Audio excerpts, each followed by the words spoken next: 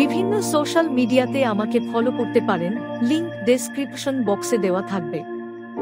চ্যানেলটি সাবস্ক্রাইব করে পাশে থাকা বেল বাটনটি প্রেস করে দেবেন নতুন ভিডিও পাওয়ার জন্য।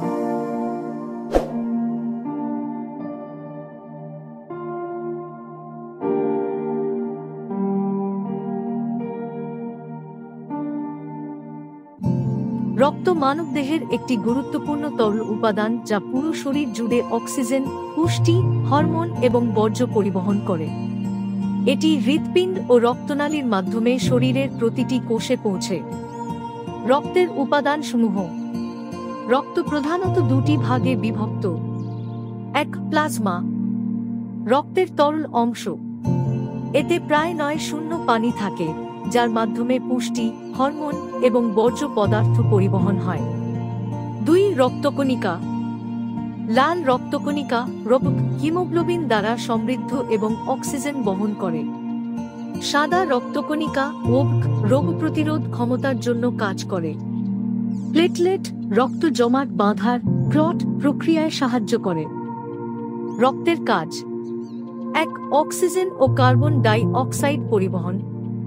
ফুসফুস থেকে অক্সিজেন শরীরের কোষে নিয়ে যায় এবং কোষ থেকে কার্বন ডাই অক্সাইড ফুসফুসে ফেরত আনে। 2, পুষ্টি সরবরাহ। হজমতন্ত্র থেকে শোষিত পুষ্টি শরীরের বিভিন্ন অংশে সরবরাহ করে। 3, বর্জ্য অপসারণ।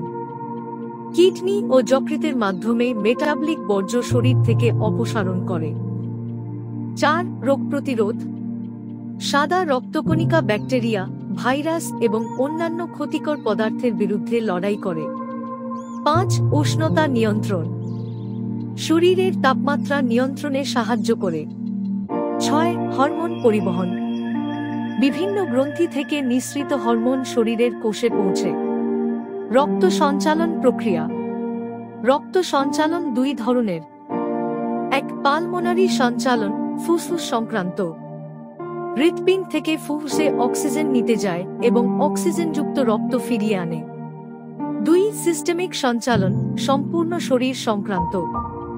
হৃৎপিণ্ড থেকে শরীরের প্রতিটি অংশে রক্ত সরবরাহ করে। রক্তের পরিমাণ। একজন প্রাপ্তবয়স্ক মানুষের শরীরে গড়ে 4-5 থেকে 5 লিটার রক্ত থাকে।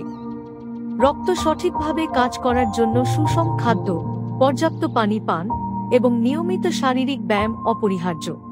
ভিডিওটি ভালো লাগলে লাইক করে শেয়ার করে দেবেন।